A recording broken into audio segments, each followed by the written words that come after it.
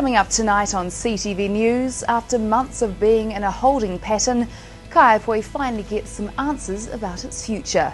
Welcome to CTV News, I'm Canetta Knight. Earthquake Recovery Minister Jerry Brownlee today ended speculation and announced that almost 1,000 homes in Kaiapoi will be red zoned. Residents in this area have been waiting to rebuild their lives for almost a year since September's earthquake. Emily Cooper was at today's announcement. Around 1,500 houses in quake-hit Kaiapoi learned their fate today. 940 homes in the area have now been red zoned. The situation for these residents will be the same as Christchurch's residential red zone. There will be an offer of full purchase of property by the Crown, or residents can sell their land and attempt to rebuild through their insurer. Brownlee describes this as the biggest single property purchase anywhere in the world.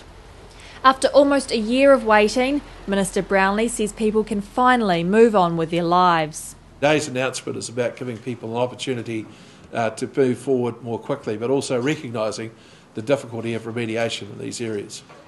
There was recent controversy as the Waimakariri District Council was just weeks away from remediation work when Minister Brownlee put the work on hold. The long period of time that people have had to put up with disruption has been, I know, difficult for people, but was somewhat unavoidable. When you're talking about such large areas, I think it was appropriate that we did look to try and remediate land in the first instance, but that has clearly now become much more difficult. Minister Brownlee says a huge level of work has been undertaken in the area, and he says the cost of remediating the land is too great. I need to say also that it's fair to say that all land can be remediated, but there are huge costs involved in some of that remediation. And people can expect letters from the government as soon as tomorrow. It's our hope that, weather permitting, everybody in these areas will get a letter from the Crown tomorrow, from Sarah. In that pack there will be a consent document that would require people to give us some information to help form the offer that they might choose, and at a later date, within a relatively short time, we would hope the full offers are in front of people. But Minister Brownlee says the decision does not need to be rushed. Residents have 9 months from now to decide. And as for land for these people in the red zone to rebuild on, there are patches of land planned for residential availability. But only some of this land is in subdivision stage. The rest could take up to 2 years to develop. Minister Brownlee says they're well aware of the need to make land available quickly, a process he says is not happening quickly enough in Christchurch. Waimakariri Mayor David Ayres says the announcement is not a surprise due to the large amount of damage in September, but he does say the announcement provides clarity. All these houses were in areas that were severely land damaged after the September earthquake and have received repeated damage since in February and in June. It's in some ways it provides a lot of clarity for the people who are in either now in red or green zones. It's I don't see it as a good day for Kaiapoi in the sense that Kaiapoi has been suffering since September, and it's all part of a scene which is very disruptive for the Kaiapoi community. So we've got a situation where you've got an accumulation of disrupted lives right across a significant part of this town. He says recreational areas could be developed, but the main concern is there's not enough land for people to rebuild on. Therefore, he encourages Christchurch Red Zone residents to look elsewhere when they're looking for a new property.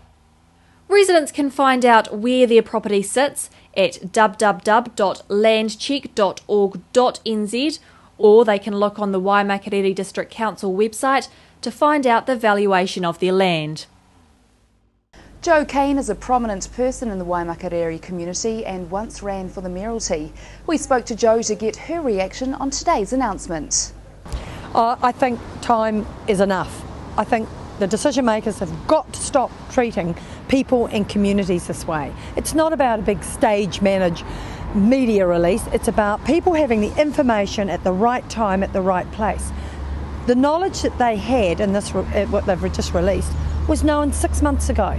in the Tonkin Taylor and Port, but the government decided that remediation was an option. I think the way they're treating people, and the Waimak District Council that got off its arse and worked with its community, is contemptible. I feel very, very sorry for the Kaiapoi community that has waited stoically, used resilience, used everything they could to try and get information. 11 months later, spot the obvious. So the options which people are going to be getting, they're going to get several in the mail, it would seem. Yeah. People aren't stupid, Rob.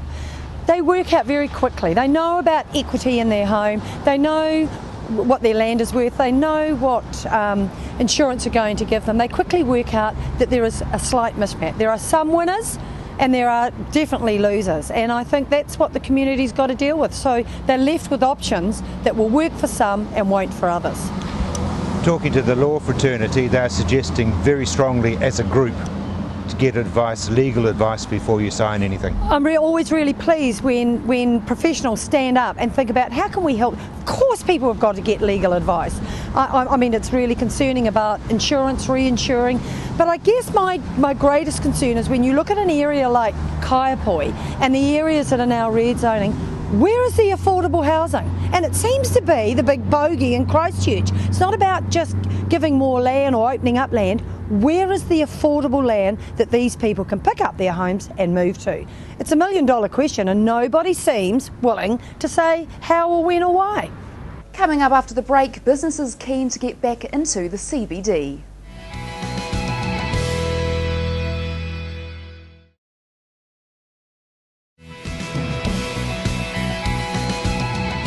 Welcome back. St Albans Primary School has contributed to 30 tonnes of electronic waste collected from around the country as part of a recycling initiative. St Albans School have offloaded their waste, the less smelly kind at least, to Equico Eco, who have been collecting electronic waste, or e-waste, from 100 schools around the country and have so far tallied up 30 tonnes of it. A great way to get rid of old technology and make way for the new. We have a lot of technology coming in, lots of computers, iPads, a range of things, and then as the old stuff is replaced, it's where do you put it? Do you want to fill the landfill? Well, we don't. Here at St Albans, we've got a group of kids called Eco Warriors who are really passionate about the planet. As for the initiative's tick of approval from the Eco Warriors, it's a good really idea. Good. Why is that? Because it's really eco-friendly. Yeah, instead of putting everything in the dump and making a big mess and stuff. And their Eco Warriors are deadly serious about their environment, having just won a George Gecko Award, Christchurch Central National MP Nikki Wagner's initiative, which recognises their contribution toward recycling and sustainability. A reputation worth keeping intact, made all the more possible through sending off their e-waste. With Eco Eco's program, it means that we could move on some old technology without that feeling of guilt that you were adding to the problems of lack of recycling and too much waste.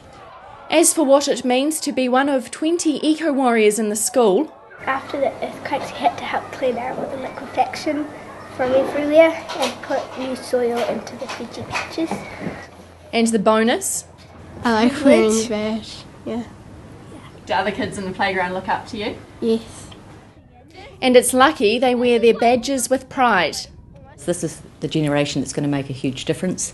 We are faced with so many changes in technology, and that technology comes with packaging and an impact on the planet that we might not have seen before. So it's about teaching by example, which the initiative has helped the school to do. We were waiting to see, well, what could we do rather than just throwing them out? And we feel it's important that children learn that just getting rid of things doesn't solve long-term problems. Problems that will hopefully be avoided through initiatives like these.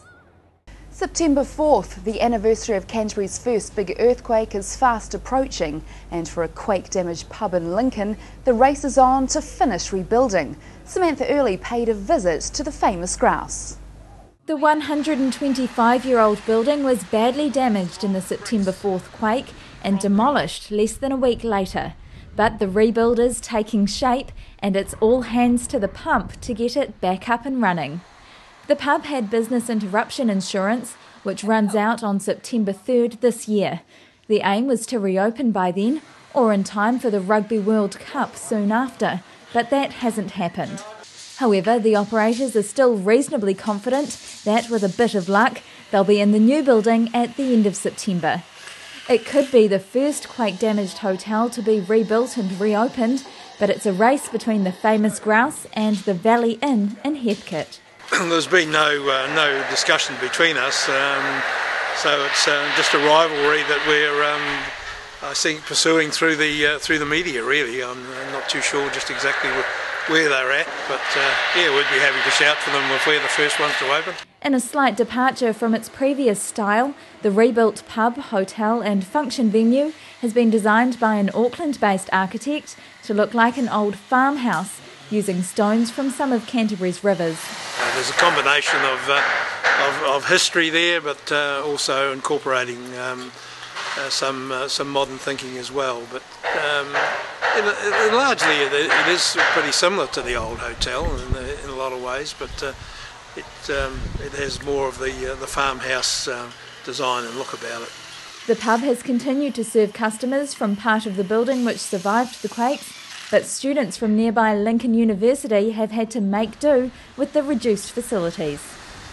We've missed the students over the last few months, but we just simply hadn't had the room or the facilities to accommodate them when they come, as they do quite often en masse. Yeah, we're looking forward to welcoming all those people back again in the next few months. Peter Townsend from the Canterbury Employers Chamber of Commerce says businesses who have had to relocate out of the city are eager to move back in.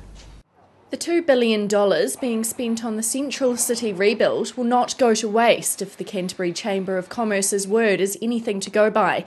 CEO Pete Townsend says significant business will be done in the central city when it's reopened, and concerns businesses will make their temporary locations permanent can be put to rest. We know that over 70% of the businesses that moved out want to move back in. They need the right environment to move back into. They may need some short-term incentives, but at the end of the day, the repopulation of the central city will be driven by the fact that it's a good place to live, work and do business, and I'm sure that's going to happen. And the iconic Ballantyne's is leading the way. They're absolutely determined to reopen before Cup and Show Week, and I think the date is October the 18th, or around about there, mid to late October. And they will be opening up, and the idea is to have a corridor of temporary retail outlets along Cashel Street to Ballantyne's, so that provides an attractive access and good retail prospects. The first in a very promising pattern and the start of a chain effect in redeveloping the central business scene. You get a key sort of cornerstone retailer, and then you get other retailers spawning around them or re-establishing themselves around Ballantyne's. That's exactly what will happen, and that's got to be good for Christchurch. As for other Christchurch businesses, they miss home, and the client base they've built up around the suburbs is not enough to keep them from returning. I know from talking to a lot of our members that they're just itching to get back into the central city, to be part of the recreation of downtown Christchurch, and then to be long-term residents of what is going to be a very exciting place to work and do business. And it's up to those businesses to draw others back in. Of course, the overall success of the central city will draw retailers back in. Retailers are relatively mobile, they can move around quite quickly, and they'll go where the business is. And I think with the plans that we've got afoot for the central city, there'll be significant business being done in downtown Christchurch. But it's no easy task finding space for those businesses. It's a very sobering statistic that we have 1,000 commercial buildings inside the 4 avenues that will be demolished. That's enormous. And I always look at it on the basis that if you have a 10-year recovery plan and you wanted to replace all those buildings, you've got to open a new commercial building every 3 days for the next 10 years. That's an enormous undertaking.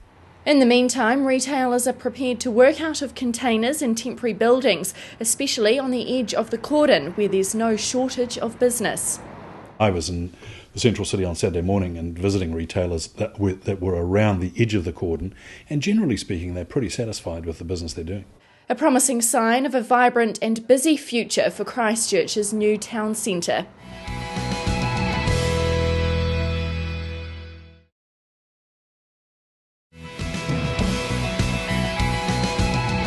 It's only Only 21 days until the opening of the Rugby World Cup, and today 2 key players paid a visit to the CTV offices. Pete Smith spoke to Rich McCaw and Dan Carter about their For Everyone fundraising trust and looking towards the World Cup. Do like your lads in town, you're down on the milk business this time, Richie McCaw. Us out in the cold. Yeah, well, that won't do you any harm, mate. Get tough. Yeah, the milk with Dan, myself and Ali Williams have had a company for everyone with the water for the last wee while, and we've teamed up with Goodman Fielder and got milk for everyone, which is flavoured milk, and for everything we sell we put money back into a trust for everyone trust that donates money back to people in need, you know, sports clubs, communities and stuff like that, so it's something we're pretty passionate about. It's made down here in Christchurch too. Good. So, now Dan, you've given some money away, haven't you? I think to the Earthquake Trust you gave some money. Yeah, we have, and 10 grand or something, wasn't it? Yeah, 10 grand to the Earthquake Trust, and just yesterday we gave $3,000 to Christchurch Girls High that gets some new sports equipment that they lost in the earthquake, and there's been various things actually, from new cricket wickets to water fountains to sunshades at various sort of communities and schools. So yeah, how good a buzz is that for you? Yeah, it's great. You know, obviously we have a lot of supporters and fans out there, but to be able to give something back to local communities is quite rewarding, and just really happy that we're able to do that. So who sorts out who gets what? How does that work? The 3 of us are on. We're trustees, I think, of the trust. So we get applications. People got to apply. So that's the big thing. We've got some money sitting there that waiting for people to apply. So anything between $500 and $5,000 is what we give away, and we decide, you know, obviously the ones that are suitable for what we're keen on. All right, well, let's just move a little bit. 21 days to go. The sooner it comes around, the better. Are you like that? Yeah, tell me about it. I want the bloody whistle to go. Let's get started. Yeah, no, I totally agree. It's very exciting. Yeah, counting down each day, but, you know, I just wish it was tomorrow, you know, that first game. So, you know, very exciting. There's a lot of hype, you know, around the World Cup, so I just want to rip into it now. Richie, go to Eden Park a couple of weeks ago. Was that sort of the start of the buzz, you reckon? Yeah, it felt like a different, like the stadium's magnificent. Like what they've done there is pretty awesome, and running out there, I don't know whether it was because we were on edge, but certainly it felt like the crowd had a bit of a different buzz to it, and I think, you know, the reaction after the game, they're pretty happy to see the team play well, and I think for the tournaments, if we have those sort of experiences and for people going, it's going to be pretty cool. I think it's a huge sacrifice for you boys to give up, take the snow rather than the surf at Port Elizabeth. I think it's a great effort of yours, Dan. Yeah, a couple of southern blokes here, so you know, we love this sort of weather. Yeah, it's not that cold. You going to Brisbane, you guys, or what are you doing? Yeah. Yeah, okay, head over there, meet the team there on Monday. Right, so we'll see you there because I'm going, looking forward to it. Looking forward to the weather as well as the footy you're going to take. It's a bit warmer than here. And then we're into it. Yeah. Tournament, it's totally different, isn't it? I think it is. Like, you got to break it down. Like the pool games, you know who you're playing, and we've got to make sure we do the job there.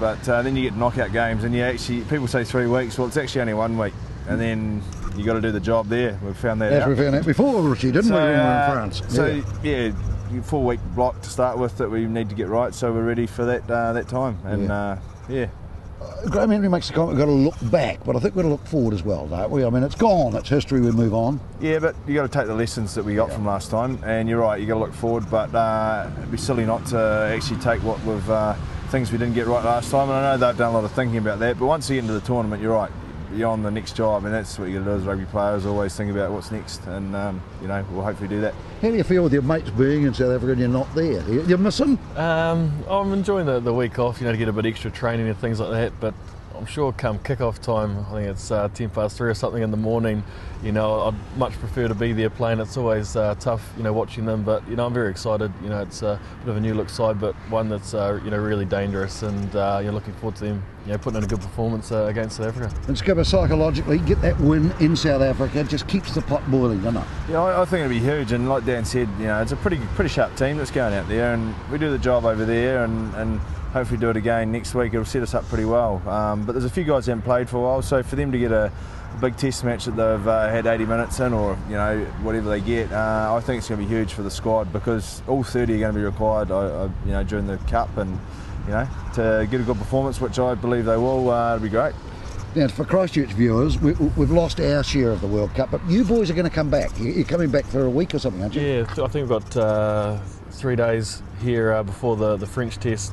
So I'm sure we're doing something with the community to be able to come along and see us. So I think it's great. You know, obviously very sad, you know, for the Christchurch people to miss out on the World Cup games because of what's happened. But The fact that we can come here and spend a few days here as an All Black squad is something that we're pretty excited about and looking forward to coming down here. And I think the team's named, is it Sunday? The squad's named in Brisbane next week, is it? Yeah, I think IRB decide when teams have to and put in. that's tough, isn't it? It's going to be tough on some players. Well, you look at we just look at our back three. Everyone's played well, yes. But they all can't be there. I think there's 35 in the team at the moment. There can only be 30, so it's going to be pretty tough, all right.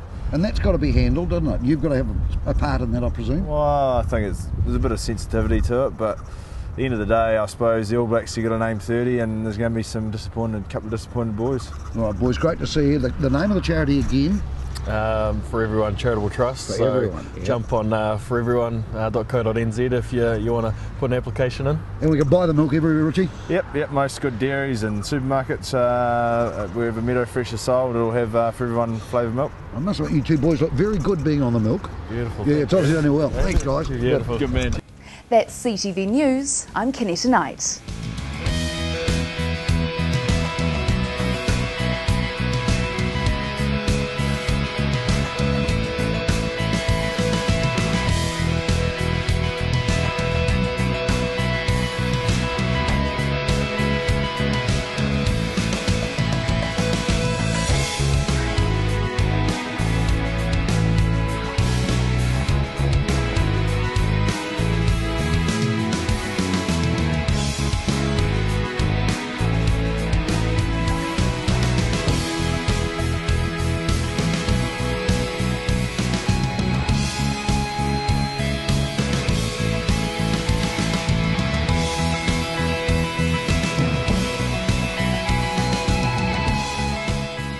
Supporting local content so you can see more of New Zealand on air.